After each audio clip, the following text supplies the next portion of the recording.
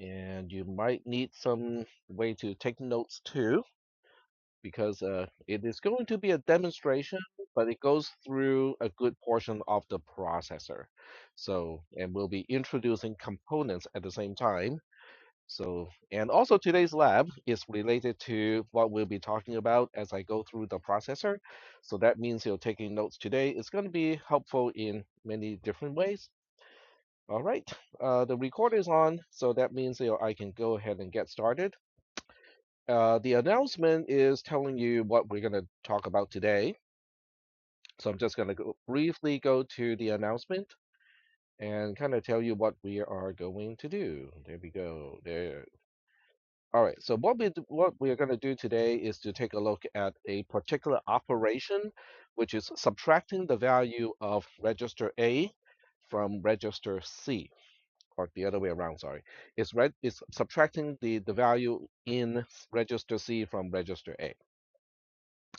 So that's what we'll do. And in the process, I'll be showing you the resources that you can use, for the rest of this semester. So all of those items, will be kind of discussed. All right. So first thing first, I'm going to tell you about the manual. So the assembler does come with a manual that I wrote, some years ago. It's updated. It is up to date, so you can read that. The second one is the opcode table, which is also going to be a useful resource. So I'm actually going to start with the opcode table. So the opcode table, at least at this point in time, is going to look very mysterious. Okay, how do we make sense of this whole thing? So what we'll do is we're going to focus on exactly what we are doing today, which is on row 22. So on row 22, column A is what we call the binary opcode of a particular operation. The processor, quote unquote, natively understands this opcode, and this ties us all the way back to the von Neumann architecture. In other words, um, this is the bit pattern inside the memory of the processor or accessible to the processor that specifies a particular operation. Okay, and therefore it's called an opcode. Okay, it's the code for a specific operation. And you can see that some bits are already determined. 1001 is the constant part of this opcode, but then the XXYY is like, okay, what about the XXYY? XX is a 2-bit pattern, and YY is also a 2-bit pattern. The column B is giving you the mnemonic, MNE MONIC, okay, mnemonic. When I said that word, the only thing that popped up in my mind had nothing to do with this class. It was Keanu Reeves. You guys would go like, how? What is wrong with you? Well, okay, Johnny Mnemonic was one of the really early sci-fi movies. That is also Keanu Reeves. One of his kind of breakthrough movies. And so when I thought of the term mnemonic, Keanu Reeves just popped up in my mind. Anyway, so the mnemonic is sub XY. So instead of having to remember the actual bit pattern, which is 1001, and then 2 bits to specify X and 2 bits to specify Y, the mnemonic is a little bit easier for humans to remember. So the mnemonic is nothing more than a slightly more human-friendly way to remember, how to specify an operation. So column C is what I call RTL, or register transfer language. Okay, so RTL. So, but I'm also borrowing from the C syntax. So in this case, X is one of the 4 registers, Y is one of the 4 registers. They can be the same, okay? But in this case, what we're doing is we are simply calculating the subtraction of X minus Y. Whatever that difference turns out to be is going to be stored in register X. Okay, so we talked about the concept of a register in the previous class. Can somebody remind me what is a register? How is that ultimately related to an SR latch? Go ahead.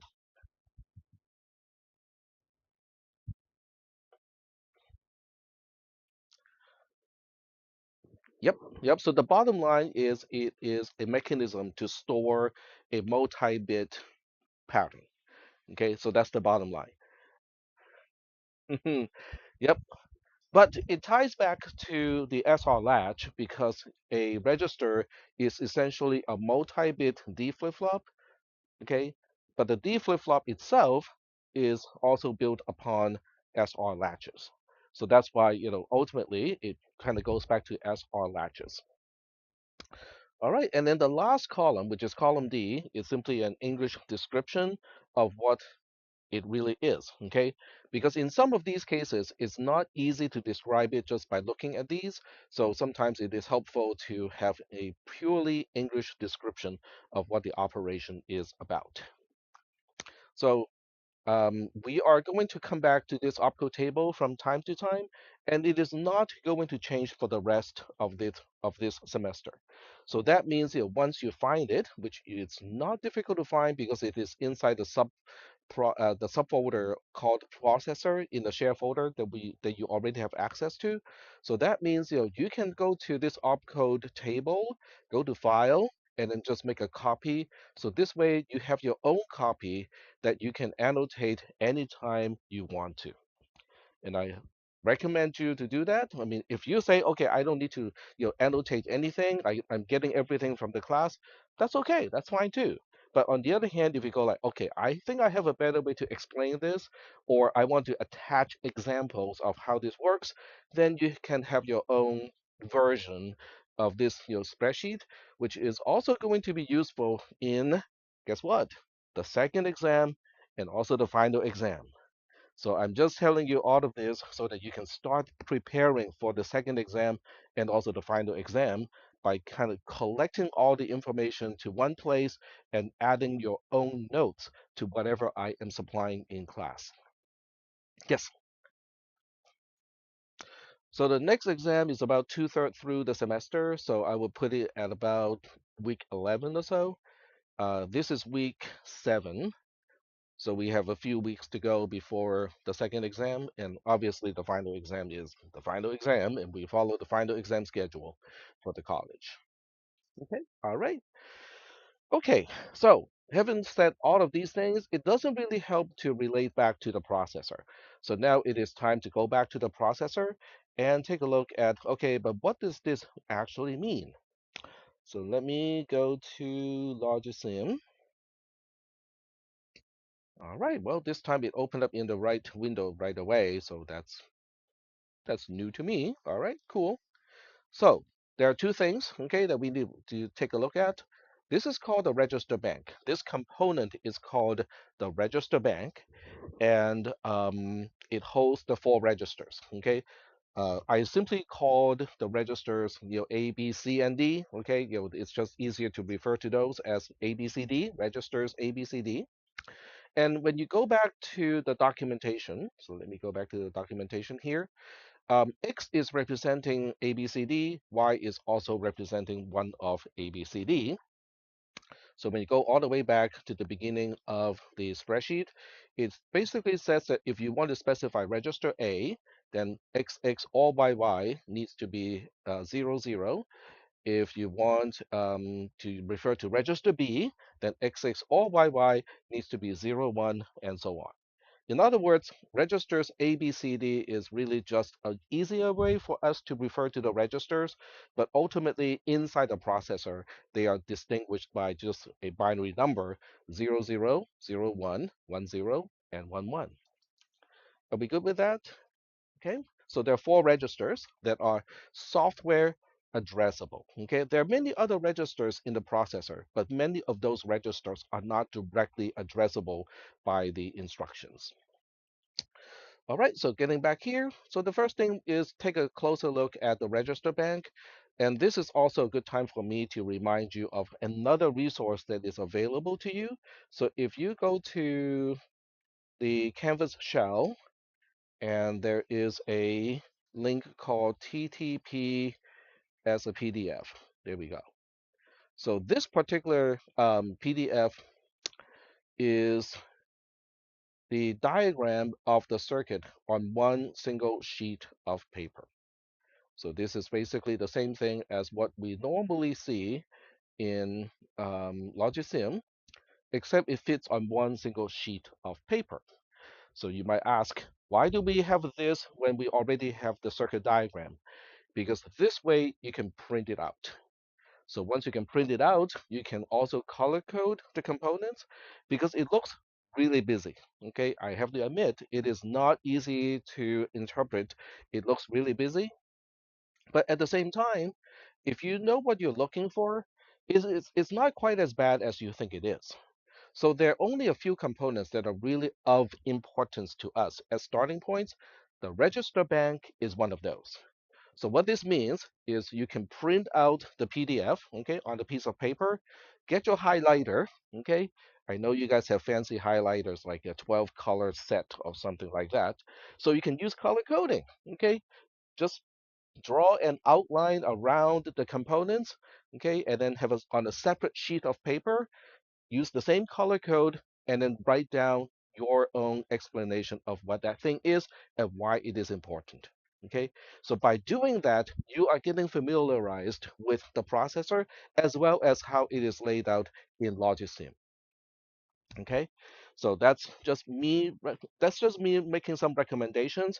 Do I have to do that to get familiarized with the processor? The answer is no, because I came up with the whole thing in the first place. So I sort of know where to find stuff. Okay, but from your perspective, having a sheet of paper and going through the exercise of identifying the components and color coding it, can be helpful. All right, so let's go ahead and take a little short dive into the register bank. So the register bank is its own circuit looking like this.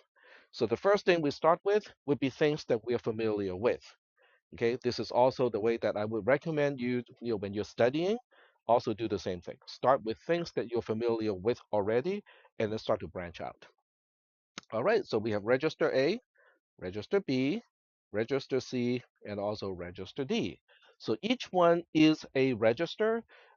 It comes with the components that we have or the ports that we have talked about in the past, okay, in the previous class when we introduced the concept of a register.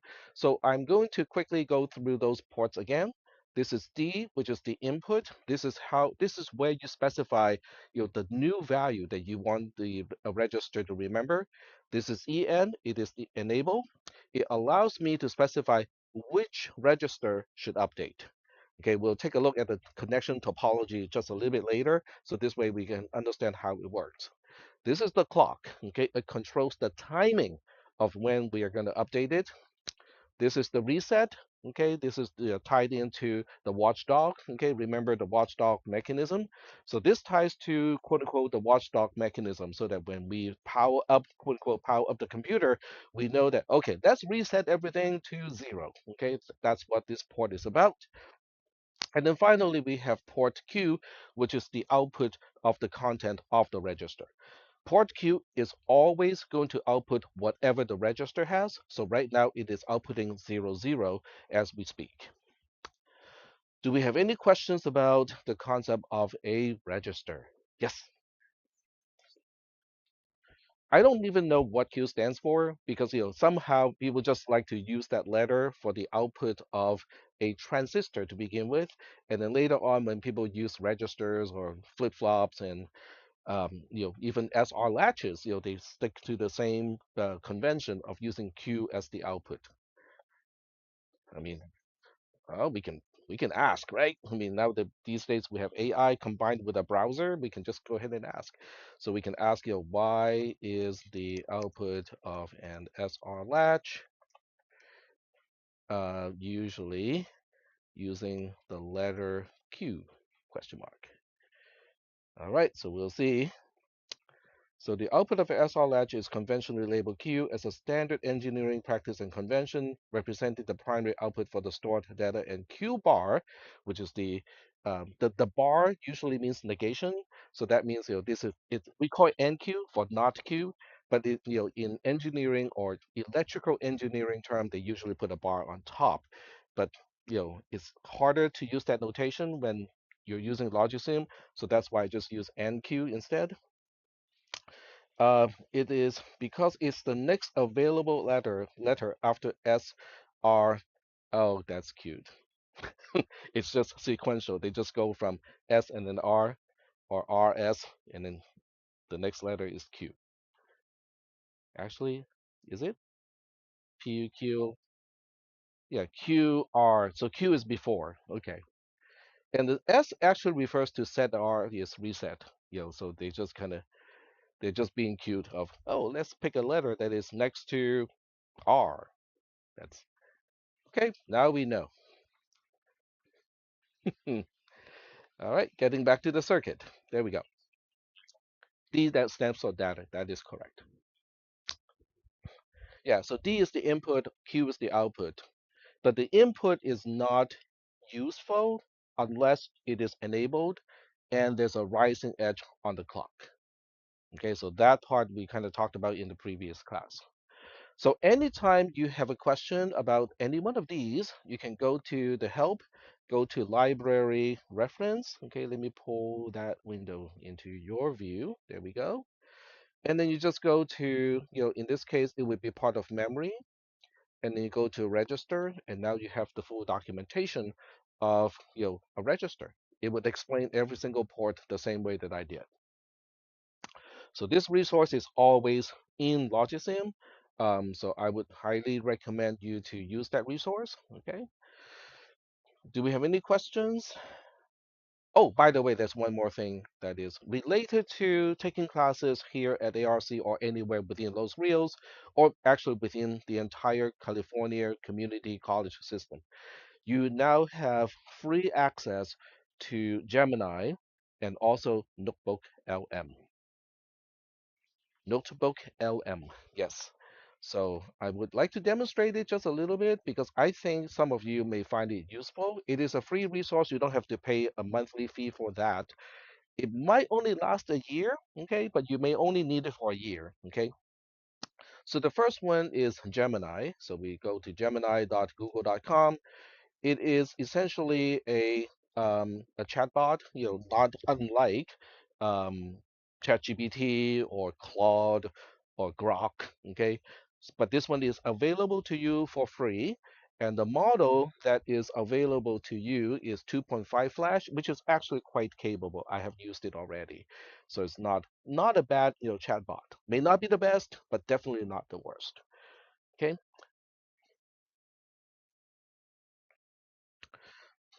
Yes. So as long as you first sign in using your student ID at apps.losrios.edu, then you have access to this as well. You can give it a try now. I'm fairly sure that we all have access now. This is a deal that the chancellor's office, the statewide chancellor's office. So he made a deal with he or she, I cannot remember, made a deal with Google. Okay, so this is now a resource available to all students, staff, and faculty members, and also administrators in the entire California community college system. Okay. Yep. Okay. Yeah, but this one, I think it has no limit as to how many times you can use it. And then because you have access to this, you also have access to Notebook LM, so which is a different link in Google, but it is using the same mechanism. So you can say, click on try Notebook LM, and it automatically signs in using your Los Rios identity as well. So this one is also available. And with this one, it is basically a way for you to collect related material for a class or research or project that you're working on. It gives you a place so that you can organize your own thoughts, okay, your own connections between all the concepts, but at the same time being able to query all the material that you have curated as a part of the project. Okay, so it's not the same thing as quote unquote a chatbot. This is specifically designed for doing some kind of research or writing. It is for creating your own content, but at the same time giving you the ability to quickly reference material that you have curated. All right, all right. I think these are really fantastic tools, especially for a class like this where there are a lot of concepts, kind of scattered all over the place. Last time I checked, I also asked whether Notebook LM can include links to YouTube videos, and the answer is yes. So that means you can link Notebook LM to the class recording for this class, and it would be able to kind of help you understand the concepts from the lecture content, from the reading material that I'm providing through Canvas, and also whatever notes that you have collected, that you have written. So you can put all of those things together in Notebook LM. So you have a lot of useful resources. Okay, that's what I want to point out. All right, so getting back to where we started off with. So we have registers A, B, C, and D. So what I want to do is a subtraction operation. I want to subtract the content of register C, which is here, from the content of register A. So right now it is not interesting at all. So I'm going to give it some specific value. So with any registers, you can use the poking tool and just kind of change the content right away. Okay, you just click on it and then you just type over, but it is in hexadecimal.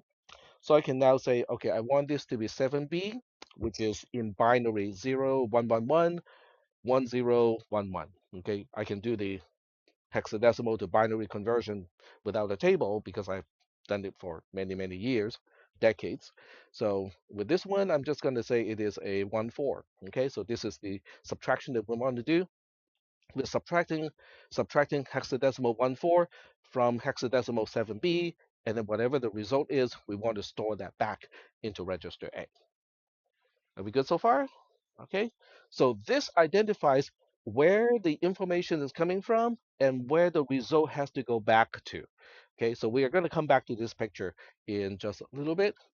So the next component that we also need to understand is the ALU.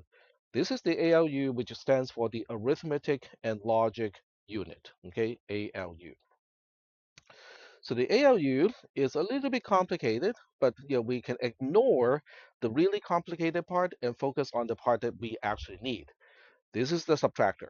Okay, so if you click on the subtractor, you can see what it is, right here.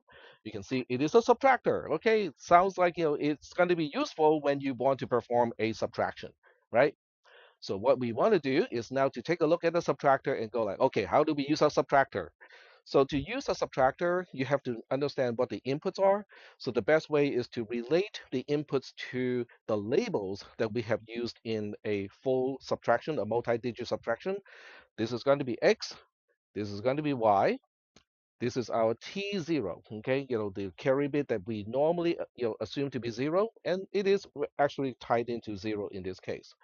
This is the output, which is what we call the difference, the D, and this one is actually our T set T8. Okay, it is the overall borrowed bit in a multi-digit subtraction of A bits.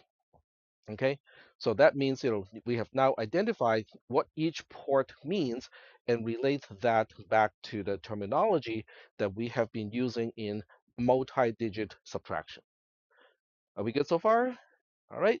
So even if you are not catching everything that I just said and make all the kind of links back to the stuff that we have talked about, this is why you're supposed to allocate 2 hours for every hour that you're in the lecture, because you might need that time to kind of go like, okay, I need to kind of go back to the multi-digit subtraction discussion so that I can label these particular connections as, oh, okay, this is X, this is Y, this is T, this is T0, this is T8, and then that is, D. Okay, so that's where you need to use some time to kind of link the new material back to what you already knew. All right, so now what we're going to do is to say, okay, so what is X coming from? This is X. It is coming from what we call a demultiplexer. Okay, DMX stands for a demultiplexer. From your perspective, the best way to look at a demultiplexer is a 1 in multi-out kind of switch. Okay, it is like a railroad switch where you have one track coming in, and in this case, eight potential tracks going out. Okay, but you still only have one single train, so that means you need to kind of put that switch to a particular position. So now the next question is, how do we tell the switch which way to switch to? Because in this case, this is output 0, this is output 1. So we want the input to connect to output 1. So how do we specify that? The gray dot here is telling you that this is what we call the select port. The select port of a demultiplexer is the control of the switch. So that means in this case, where the middle finger is pointing at, that port can go from 0, 0, 0 all the way to 1, 1, 1, corresponding to output 0, output 1, output 2, all the way up to output 7. So there are two outputs in this particular case that are not connected. So I still have room in the ALU to perform some additional arithmetic operations, such as multiplication or division if I wanted to, but I never really found the need to do so. So that's why they're still just not connected to anything right now. Okay, so if the gray dot is select, which means it tells the switch which way to switch, why do we have this extra one? So as it turns out, the demultiplexer can also potentially or optionally have its own enable. Okay, so you can enable the demultiplexer where the output is driving, okay, is being driven, or you can disable a demultiplexer where the output is either are other zeros or floating.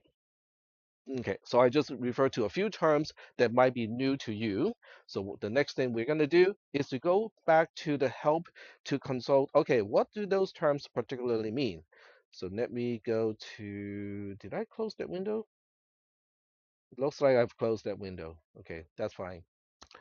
Go ahead and open that up again. There we go. So this time we go to plexers. Okay, so because multiplexers and demultiplexers are plexers, I think that part is somewhat obvious. So we go to demultiplexer here, and it will give you an explanation of all the things that we can configure. So it has the west edge, that's the input. The east edge is the variable number of outputs. South edge, left side is the enable. When 0, all output consists of all floating bits regardless of the data and select input. So floating is a condition where an output pin is not really specifying a 0 or 1. It's just really just letting go. Okay. So if you think about a 1 as an effort to push a lever up and a 0 as an effort to push a lever down, a floating state means your hands are off the lever. Okay. You're just letting the lever do whatever it wants to do.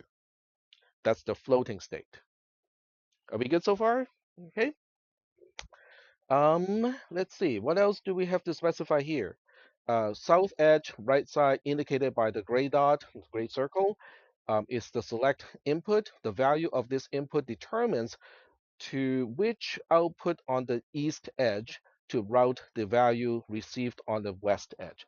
Okay, that's basically how you specify which way the switch should be configured so that the input is routed to one of the outputs. Are we doing okay so far with this? Okay, because this is also what you need for today's lab. But in today's lab, it is open book, open notes, so you can also refer back to these documentation to help you understand how to answer the questions. All right, so back to here. So that means in this case, we need the demultiplexer to have this line to specify 0, 0, 1, because 0, 0, 1 specifies output 1, and that's how we can route the input from here to the x, what we just refer to as x of the subtractor. Likewise, okay, this is y, and it's coming from another demultiplexer. But guess what? This particular demultiplexer and the first demultiplexer, they share the same select bit. Okay, it's a multi-drop. So that means that the select bit, which has its own port, which is here, it is connected to both of these demultiplexers to the gray dot, which means whatever is coming in to both of the demultiplexers will be switched to output one accordingly for each one of them. Okay, let me elaborate on what I meant by that. This input is switched to this output. This input in return is switched to this output here. So that means whatever this input pin is going to be presented as X of the subtractor. Whatever this input pin is going to be presented as Y of the subtractor. Are we okay with that concept so far? We good? Okay. All right. So forget about all of the other crazy stuff at this point. So the next question is, okay, let's just say that we are done with the computation. This is the output of the subtractor, which is the difference. So now, how do we route this back to the register bank? Well, inside the ALU, we have this little multiplexer here that directs which one of the inputs goes to this output over here.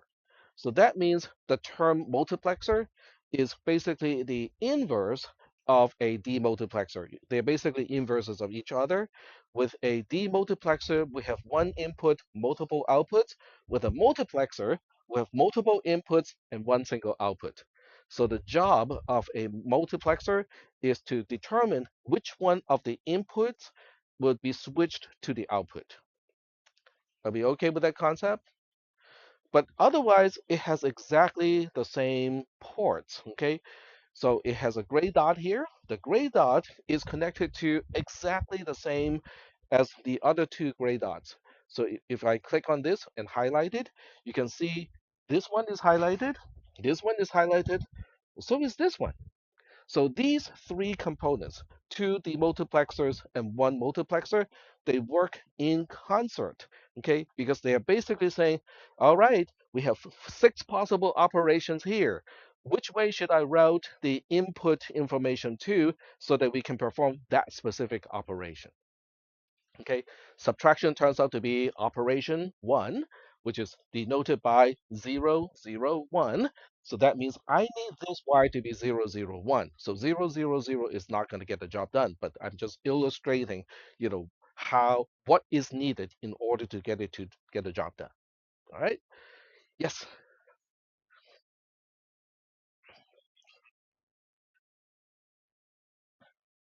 Yes. Yes. Yep. Exactly. It's exactly the opposite, because this multiplexer is taking six actual inputs. This is the result of an addition. This is the result of a subtraction. This is the result of a right shift. This is the result of a bitwise not. This is the result of a bitwise and this is the result of a bitwise or. So those operators are quote unquote always active, but we can choose which one is routed to the actual output pin of the ALU. Are we doing okay so far? Inside the ALU? Okay. So from our perspective, in order to subtract the content of register C from the content of register A and then store the result back into register A, as far as we're concerned, we just have to understand how to set up the op cell or operation select. We need this to be 0, 0, 1. And we also want to make sure the ALUEN or the ALU enable to be a 1 because it is shared by the demultiplexers as well as the multiplexer. If that enable is a 0, as it is now, the whole thing is not going to do any work. So we need that to be a 1. Are we good so far? Sort of? Okay. All right, so now we go back to the main circuit. So now the question is, oh, look at this. We need this to somehow connect to register A that is inside the ALU. We need this to somehow connect to register C inside the register bank. And we need this to also connect to register A, but at the D port, whereas the other two are referring to the Q ports. Is that okay so far? So, taking when you rewatch this, okay, taking some notes along the way is going to be helpful, okay, to keep track of what we need to do and then later on how we got it done. Okay. All right. So with that said, now we have to look at some routing. Okay. So we need let's just look at the output here. Okay. So you can see this particular output potentially has a way to go here because there's one component between these two. The only component between these two is this demultiplexer. Okay, we just explained what a demultiplexer is. So can somebody tell me what the gray dot needs to be in order for this input? Okay, let me use the mouse here. In order for this input to connect to output 1, and this is a 2-bit thing, what does it need to be? 0, 1. Very good. Okay, so we need the highlighted node to have 0, 1. But we also need RO0EN to be a 1. The reason why it is RO0EN is it is register bank output 0 enable. Okay, so that's, and I don't have a whole lot of space. Okay, these are called tunnels. Okay, so this is a tunnel, this is a tunnel, and so on.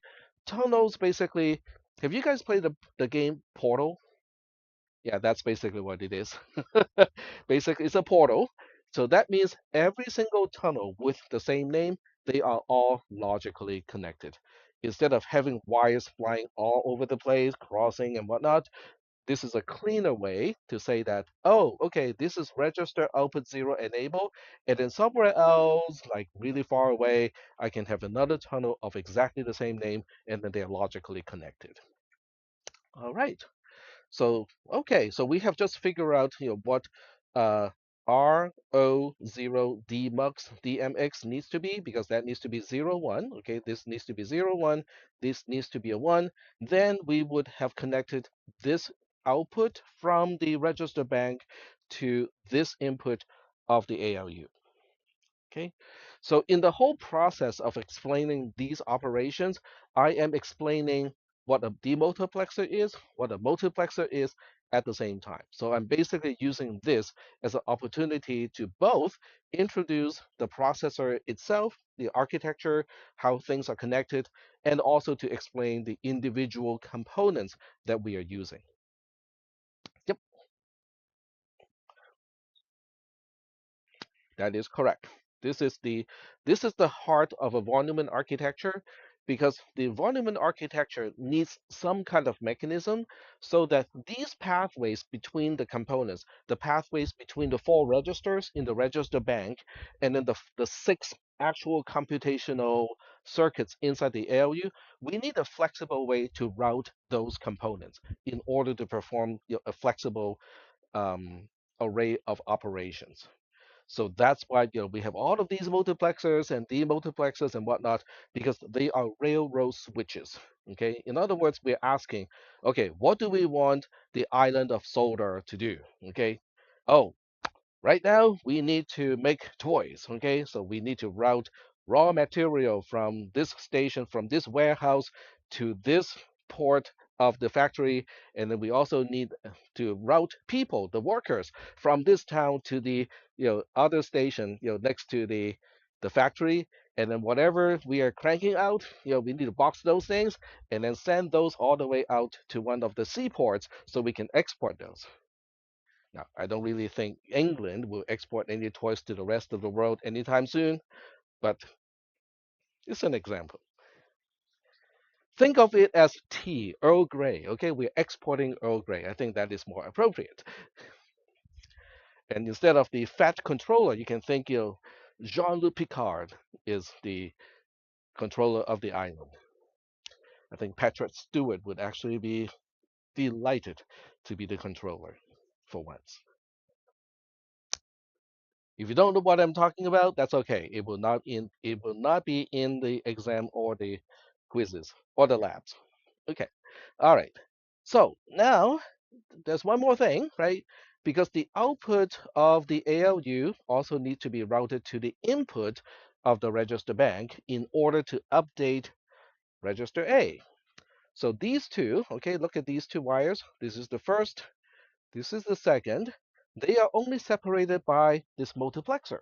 So that means, oh, okay, we have to configure this multiplexer so that we make a connection from here to here. This one is input one, okay? It says so, right? This is output. So that means, with this particular gray dot, what does it need to be?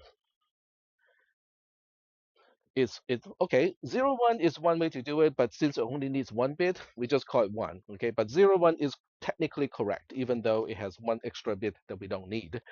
But it is one. Okay, we just need it to be one, and we also want to make sure that RIEN, which is register input enable, to be a one. So RI is a prefix of register input. Okay, so we have register input multiplexer control, and we also have register input enable.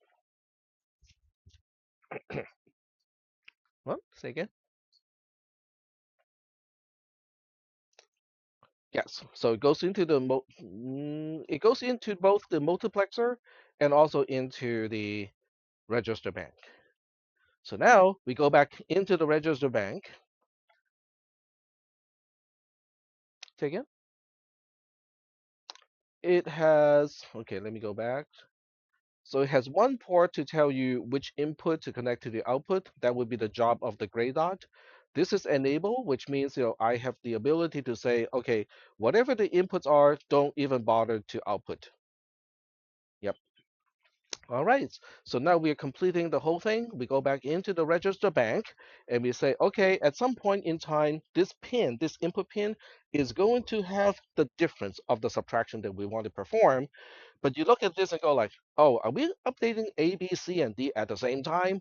The answer is no, we are not supposed to. We're only supposed to update register A in this case. So that means the enable and only the enable of register A is supposed to be a 1. Everybody else should be a 0. Okay, because I don't want anyone else to be updated when the operation is specific to register A. So now you look at this and go like, oh, tech, this is a new thing. We haven't seen this before. This is called a decoder. Okay, so DECD stands for decoder. But you look at the decoder, okay, exactly. It looks like a demultiplexer, doesn't it? Okay, so you can look at it as a demultiplexer with a constant input of 1. That's it. Okay, a decoder is nothing more than a demultiplexer with an input of constant 1. Okay, so now once you understand that, then you go like, oh, okay. So we want to route this kind of invisible one as the input only to output 0 in this case. So how do we do that? This is the gray dot. 0, 0 would be the way to do it. Okay, we need it to be 0, 0. We also need the enable to be a 1 because otherwise, all the outputs will be floating. Okay, so we kind of need that too. Okay, in this case, it's not this case.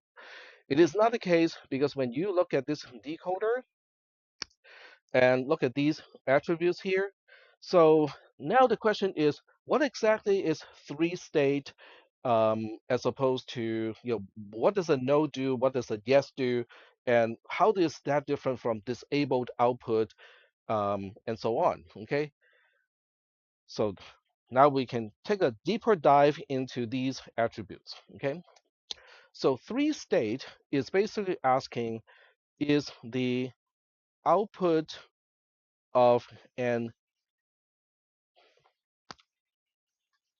okay, I need to give you the most correct and accurate description.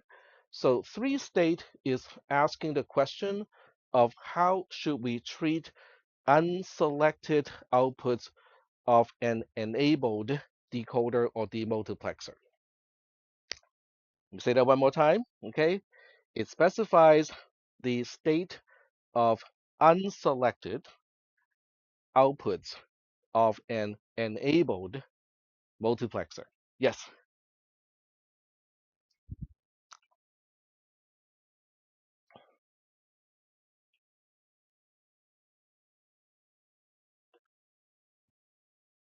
can you ask again? Uh-huh.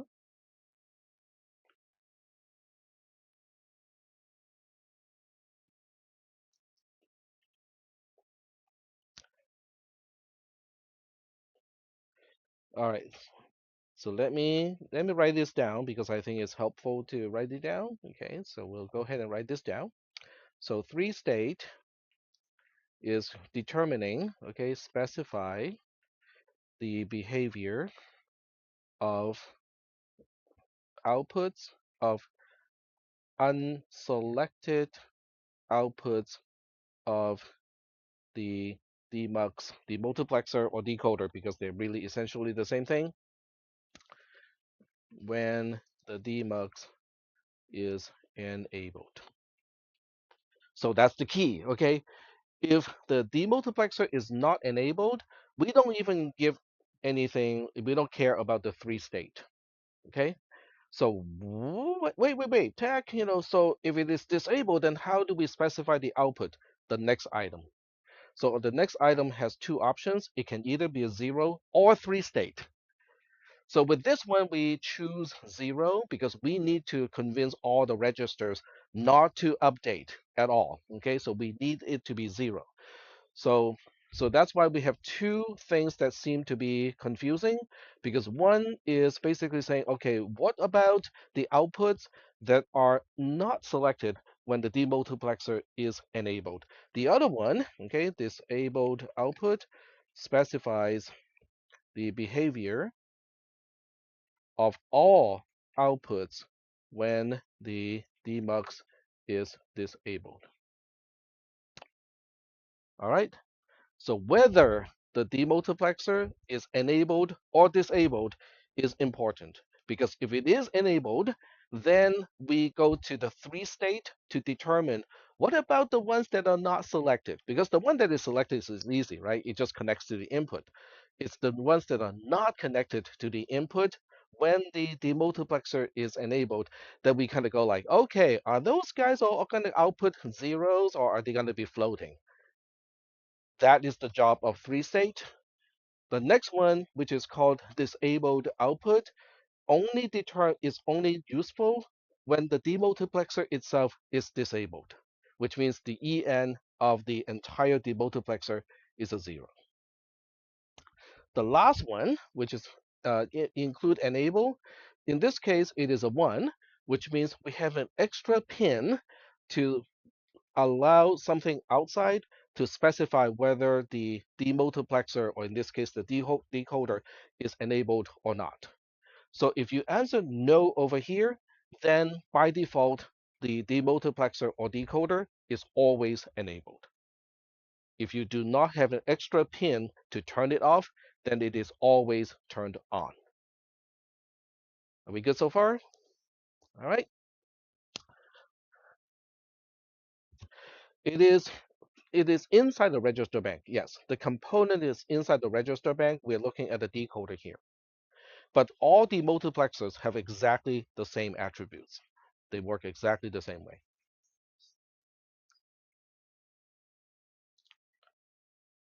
That is correct. But okay, let me add a qualification here. It determines the unselected outputs. It determines the state of the unselected output when the decoder is enabled. Okay, think of a flow chart. Okay, think of a flow chart. Okay, so in your head, think of a flow chart. So if you need to determine, the output of something, okay, so let's take a look at the flow chart here. The first thing you need to ask is, do we have an enable pin? Okay, so we ask you, is there an enable pin? Okay, that will send you in one of two directions. Okay, so we'll say this is the yes or true. This is the false over here. All right.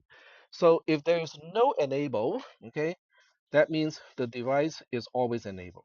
Always enabled. Okay. Otherwise, we go here and then we ask if there is an enable pin. Then we ask, is the enable pin a zero or one? All right. So if it is a one, then we also basically come to the same state over here as this one. Are we good so far? So now we have another branch over here. If the device is enabled, because there's an enable pin and the enable pin is a 1, or there's no enable pin, which means by default it is always enabled, then the next question that we need to ask here is it selected? Okay, is the select, the gray dot, selecting this particular output? Okay, so we'll say, is it selected? If it is selected, we go one route. If it is not selected, we go the other route. And once again, I should be using true or false. So we'll convert all of those to true, false, like so. We good? If it is selected, then it's easy. Okay. Then we just route the input to this output. In other words, this entire flowchart is determining the behavior of an output pin or output port. Okay, so in this case, we have 4 output ports. In some of the other cases, we have 8, and then in some other cases, we only have 2. Are we good so far with this flowchart? All right. So if the answer is false, which means that the device is enabled, but the port that we're looking at, the output port, is not the one selected, then we have another branch of asking, is it 3-state or not? Okay, so now we have to ask, is it 3-state or not? If it is 3-state, then the output floats. If not, the output outputs a 0. Outputting of 0 versus floats are different, because outputting a 0 means you are actually putting effort to hold a lever down. Float means you're just letting go of the lever. It's like whoever else is trying to control this lever, go ahead. I don't care. Okay. So 3-state is essentially not care, but from the output perspective. Okay. So now we have one more thing. Okay. Which is, what if it is not enabled? So this goes to another diamond, because this time it is disabled output. Okay. So we have disabled output. Okay. So disabled output has 2 options. It can be 0 or it can be 3-state. If it is 0, then we kind of go the same place as over here. If it is 3-state, then we actually go back to the same state over here. I did not route this table very well, but that's okay. We can right there. There we go. Is that okay? That is the flowchart of how we determine what each input is supposed to do. And I'm going to do the same thing as you guys do. Because conceptually, I understood all this, except, I never saw it as a flowchart.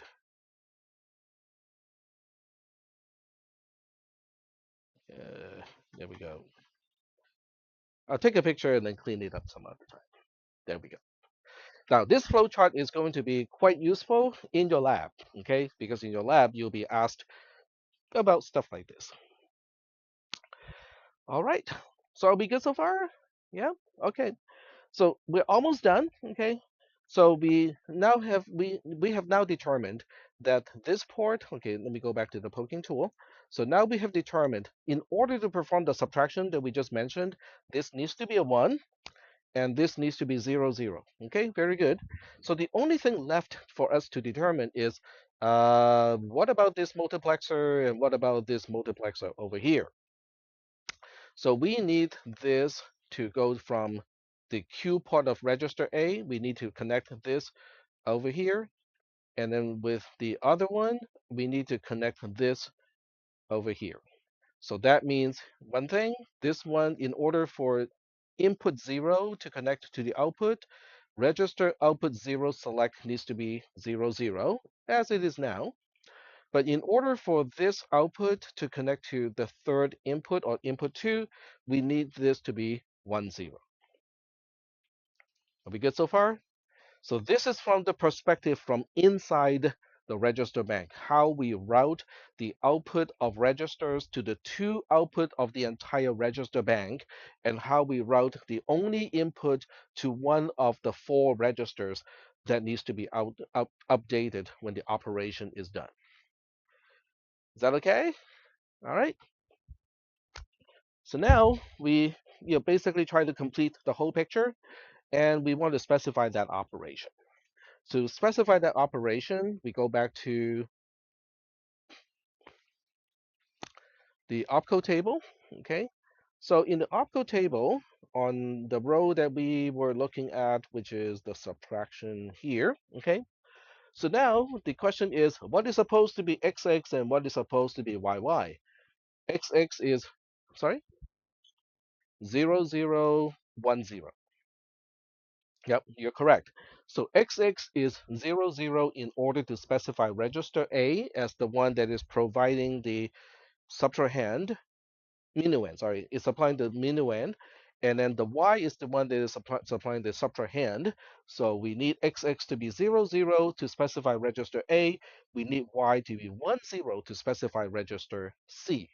So that means together it would be a 9, okay? 1001 is a 9, and then we have 0010, which is a 2 in hexadecimal.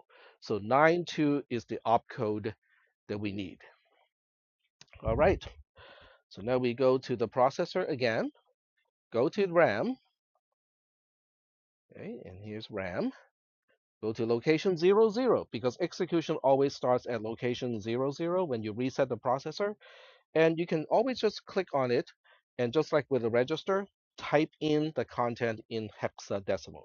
In this case, it is 92. Are we good so far? So I got 92 because I hand assembled the instruction. I got 92 because 1001 is a 9 in hexadecimal. 0010 is just 2 in hexadecimal. So that's how we got the 92. Okay. So now I'm looking at the time. I just want to make sure that we have enough time to finish this entire thing. So now the question is, okay, Tech, we kind of get an idea of how this whole thing works, but look at this thing here. Where do we even start, looking, tracing all the steps and whatnot? So here's the important part, okay, which you might want to kind of write in your notes too at some point, not now maybe, but later on. I'm still recording, I'm just double checking. So the important part here is, where do we start the analysis of how the processor executes instruction? Everything starts here. This is a ROM component. A ROM component, which is read-only memory, is basically bit content that will not change over time. It is determined at factory and it stays the same no matter what you do. So this part is not erasable, it is not rewritable, it is the way it is. Okay. This is location 000. In other words, the three digits on the left-hand side that is kind of grayish is the location, and then the content here is the actual bit pattern at that location. So with a ROM, the way you can quickly understand it is the A port, which is called the array port. That's kind of the stuff that you put inside the brackets when you are using array indexing. In other words, if you consider the ROM as a gigantic array, this is the index to one of the elements inside the array. Is that okay? The square bracket in array indexing? Yes. You can specify which one of the elements of the array you want to access. Okay? So you can think of this port as the stuff inside the square bracket. The array itself is the ROM, and then the output is the content of the element that you just specified. Is that okay? All right. So this is the starting point. Okay, the starting point is, this is always 000 when the processor resets because of the microcode pointer. Okay, this is called the microcode pointer. the content inside this ROM are called microcode stuff. Okay, sometimes I refer to as slices, but other times I would actually refer to those as microcode. So as you can probably imagine, microcode is a code of some kind, except it is quote unquote the smaller code. So there are multiple microcode to make up for one single opcode. So the opcode specifies an operation, the microcode specifies how it is going to be done. Opcode specifies what needs to be done. Microcode specifies how it is done. Are we good so far? Okay. So we are now at the what we call the instruction fetch cycle. Okay. So I will go ahead and write that down too because this is also important. So this is called the fetch cycle. So the fetch cycle is when the microcode pointer is 000 in hexadecimal, and we have a rising edge of a clock. So clock is rising. So that's a fetch cycle. So now you go back to the circuit here. Okay, the first few times you do this is going to take some time, but as we go through this more and more times, it wouldn't be as time consuming to figure out what is going to happen. So the rising edge is going to update something. Okay, all the registers are sensitive to rising edge except for the microcode pointer itself.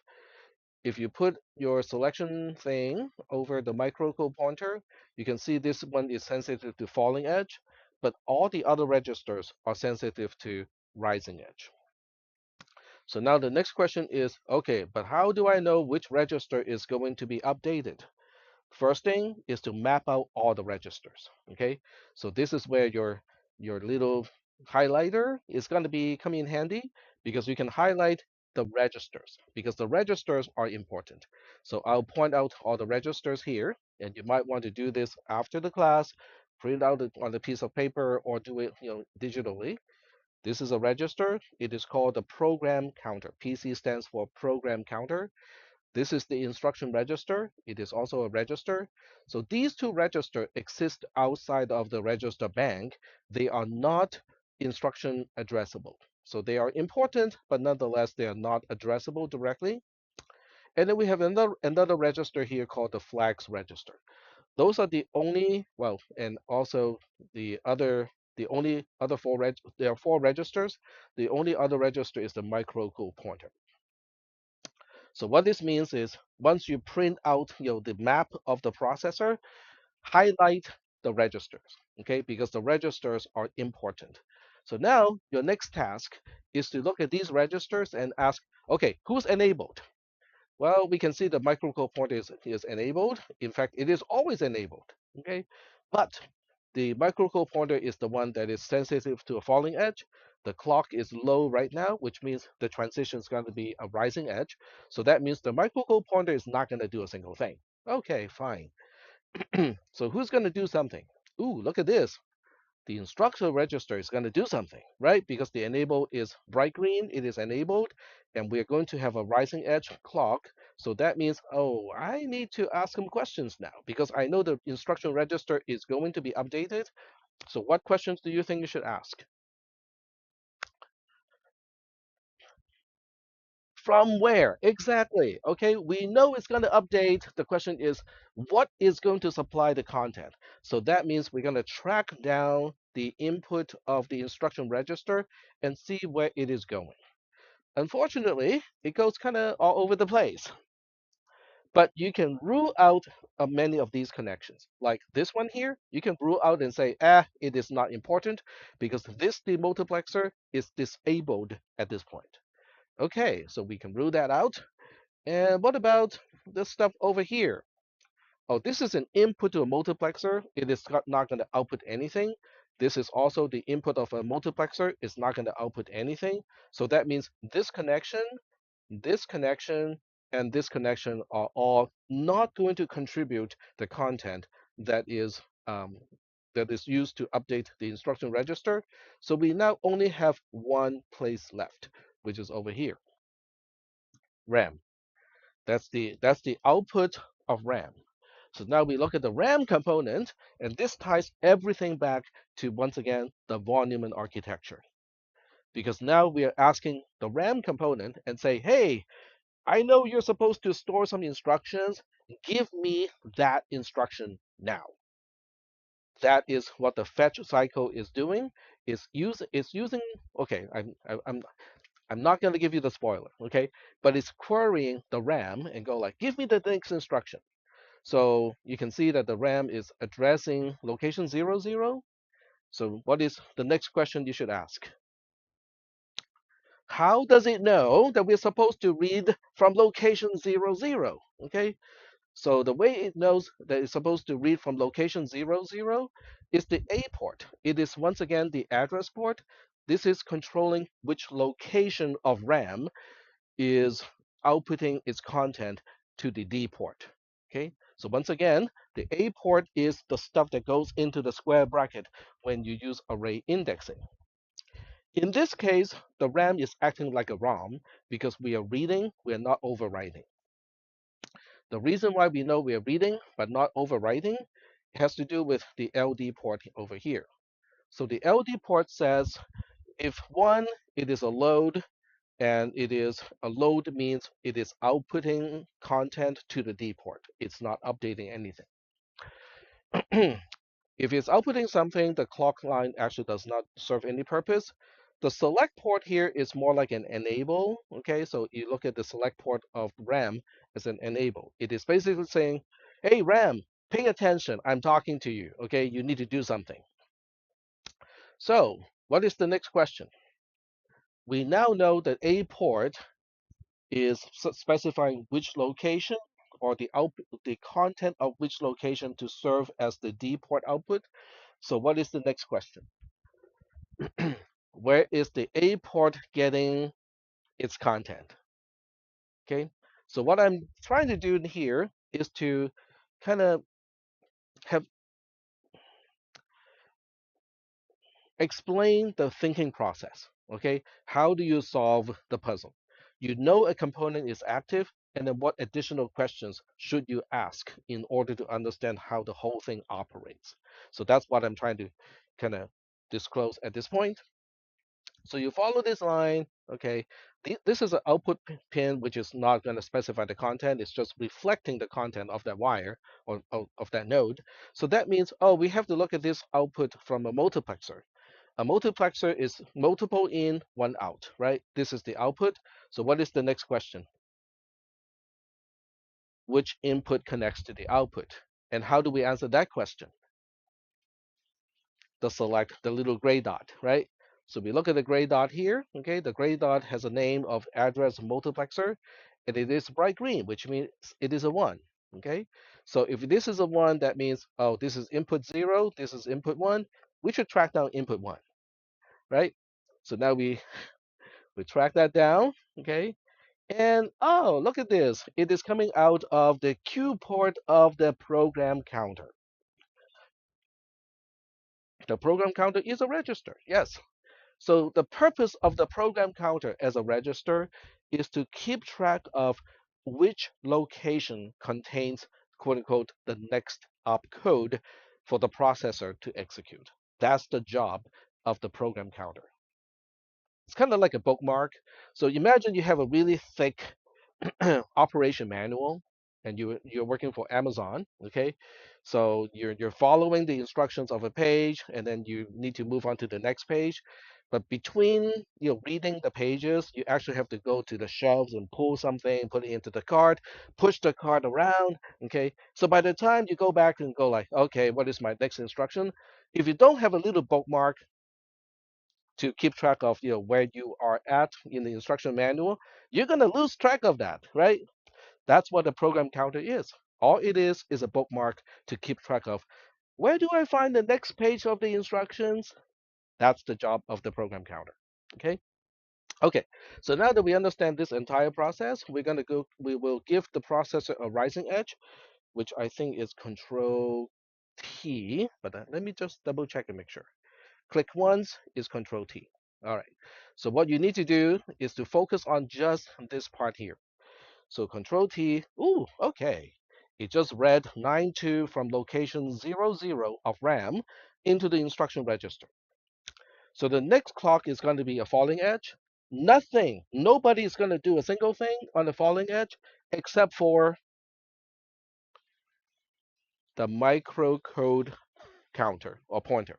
So the microcode pointer is the only thing that will do something on the falling edge. So now our focus is on the microcode pointer. It is a register. So that means, okay, so I guess we need to look at who and what is going to update it. This is coming out of a multiplexer. We have already talked about this, right? If something is coming out of a multiplexer, the follow-up question is which input of the multiplexer is going to be serving as the input this time? You look at the gray dot, it is input one. You track down input one, it is coming out of an adder. So what is this adder adding? It is adding the microcode pointer to basically 1. It is just incrementing. So that means the output is just 0, 0, 1 in this case. So the 0, 0, 1, which is 0, 0, 0 plus 1, is routing back to the microcode pointer. We're just incrementing the microcode pointer and go like, okay, flip the page of the microcode booklet so that I know what to do in the next cycle. Okay, so we go Control T again, and voila. Okay, the microcode pointer is now on 0, 0, 1, which is only affecting the ROM, not the RAM. Okay, so now we look at this and go like, okay, what does it do exactly? Same kind of analysis. Go through all the registers and see which one is going to update. Okay, so we go through how many registers are there. Okay, we know this is a rising edge, so we can rule out the microcode pointer. How many registers would update on a rising edge? There are only three of them. Okay, so if you are to use a colored pencil of some kind and highlight the map, how long do you think it will take you to go through all three registers and find out which one is going to do something? 6 minutes, 30 seconds, 10 seconds, maybe even 5 seconds. Okay, I'm going to go for 5 seconds. Okay, so in 5 seconds, you go like, okay, let's check all the registers. Instruction register not enabled, not going to update, not going to do a single thing.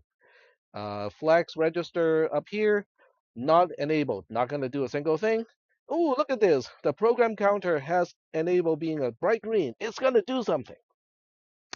So if you know a register is going to update, the follow-up question is how or who is supplying a value to update it. So how do we know that? You track it down. Okay.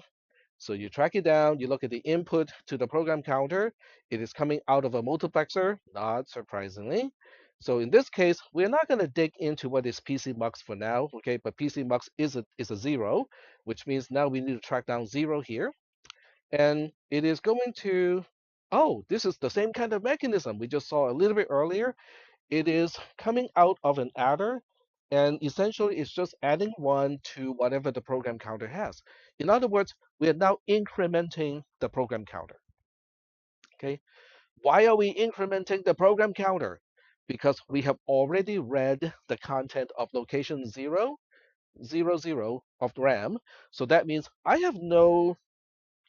there's no reason to keep the bookmark on that page anymore. So I'm moving the bookmark of the operation manual to the next page. So the next time I need to come back and look for, okay, what am I supposed to do now? It is already on the right page. Is that okay? So that's the increment of the program counter. So now I give you the control T, just focus on the content of the program counter. It should go from 0, 0 to 0, 1. Very good. And that's all it does. Okay. So now we have a falling edge again. Now, this falling edge is going to be interesting because for this particular falling edge, we look at the input here. We go like, yeah, the microcode pointer is always enabled. We're going to have a falling edge. It's going to update. Okay, so that part is easy. The question is, where is the update coming from? But you can see that this time the select is a 0, which means we have to track down input 0. So this time it gets a little bit interesting because this is this is the instruction tunnel, which is connected here. So you can just kind of imagine this part here to be the output of the register, the instruction register. So now you go like, okay, It's not surprising that we see 9-2 over here because that's the actual opcode. What about this splitter? What is the splitter doing here? This is 4 to 11. So that means bit 4 to bit 11 are corresponding to the 8 bits in the instruction register. Okay. What about the other 4 bits? The other 4 bits, bit 0 to bit 3, are coming from a constant of 0.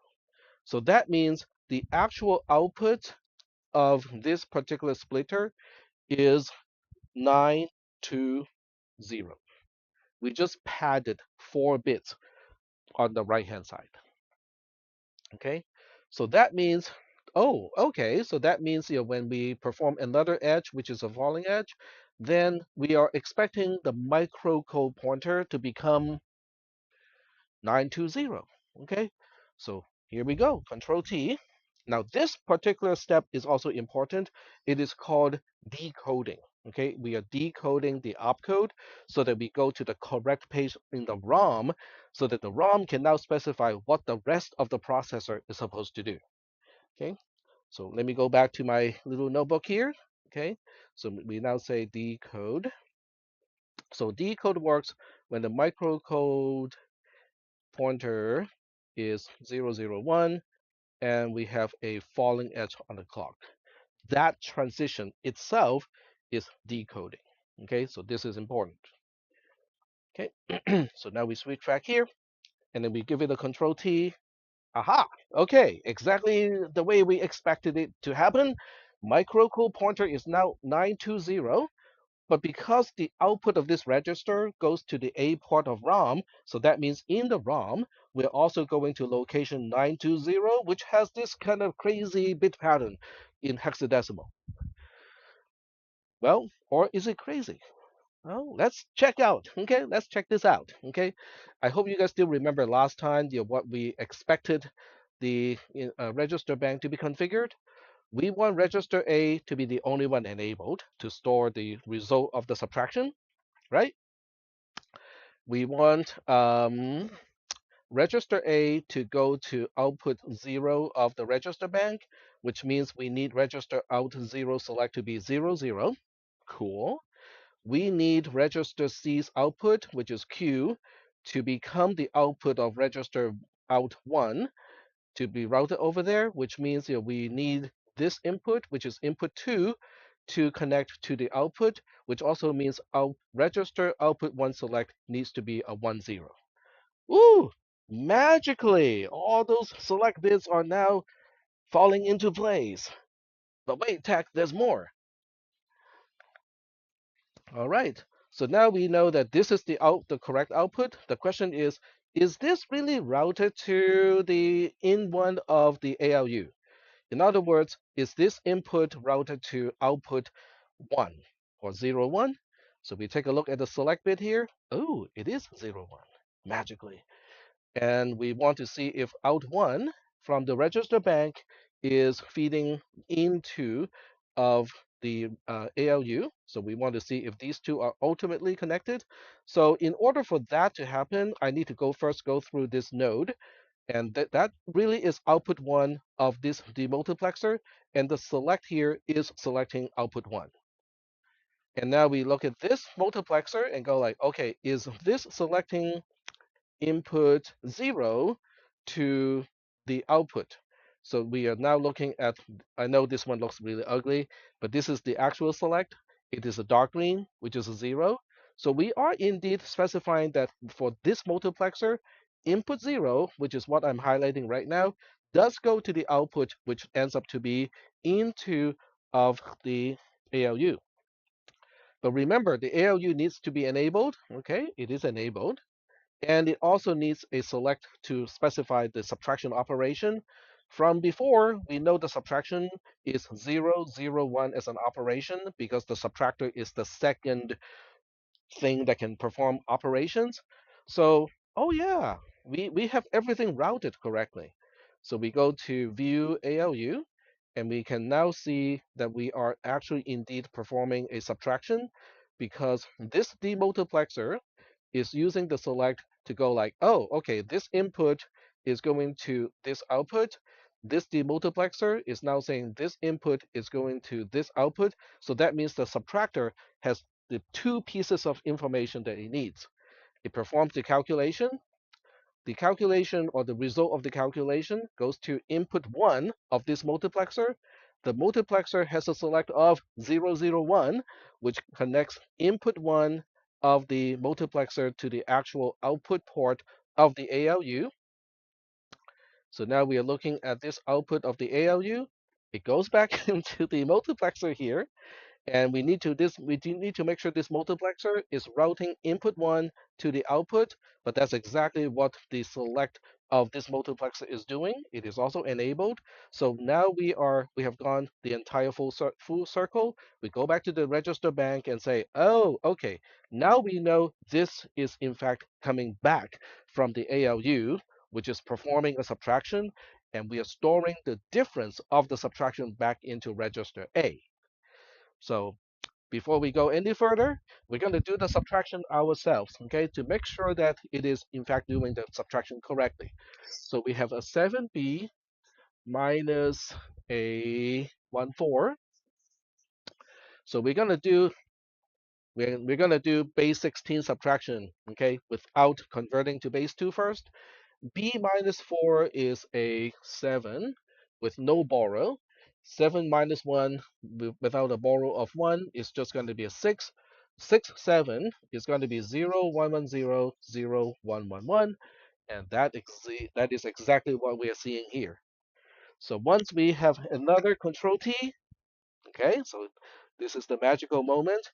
And I just magically also timed this lecture to actually conclude at almost the right time, off by only about 2 minutes. So Control T, woohoo, done. So this is a long journey, okay? By no means is this simple, okay? But if you know how to trace the steps and you know how each individual component works, then the whole thing is tedious, okay, but not abstract. There's a big difference between something that is abstract, intrinsically difficult to understand, versus something like this, which is, oh, it's just tedious. It's just a lot of steps. It's like working at an Amazon warehouse, because it really is. You're just moving stuff around, okay? So from that perspective, that's kind of, I think I have done what I set out to do today in this lecture, okay?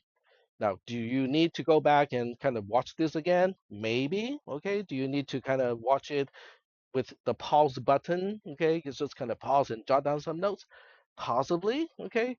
I have written something. Okay. To my best ability, I have already written something for this part of the class. So this PDF, I hope, is useful to you, okay, because you can print it out or you can just kind of download and make electronic copies of the PDF and just electronically mark it up any way you want, okay? Just make copies of that.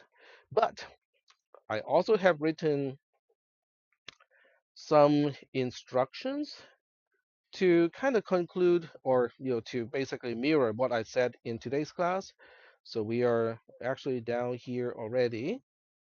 TTP explained with sort of in parentheses. Okay. So if you click on this one, you will see that, oh, okay, we are seeing exactly the same thing. An explanation of the register bank, an explanation of the ALU, an explanation of the controller part, which is the lower portion of the entire processor, an explanation of the RAM, the registers, and so on. So that means this is what you can also read. Now that you know you have access to Notebook LM, right?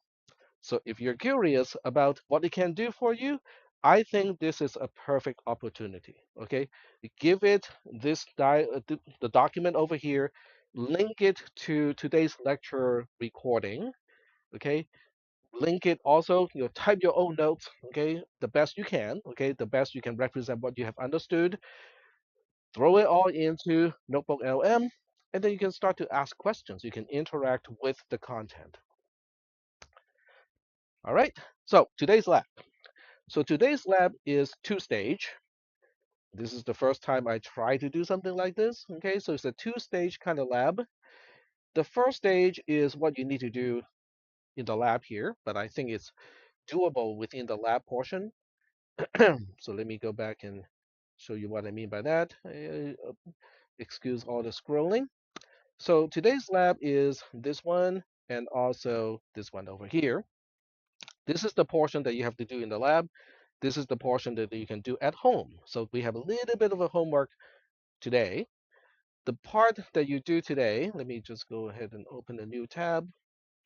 This is the part that you do in the lab.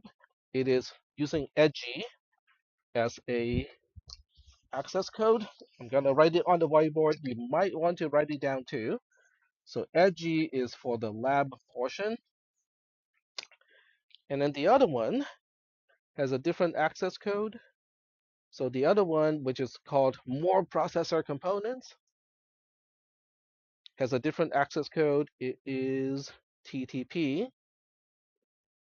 So TTP for the homework part of what you need to do before Wednesday, before the class starts on Wednesday.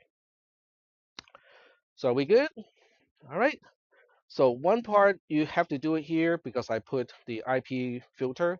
The other one does not have an IP filter, which means you can do it anytime as long as it is before the start time of the lecture on Wednesday. You can turn it in anytime. And you can still do it as many times as you want. Are we good so far? All right. So let me just double check, make sure both labs are in fact open. Yep, they are both open.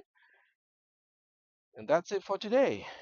And I'll go ahead and upload my video as soon as possible so you can integrate that to kind of try out Notebook LM.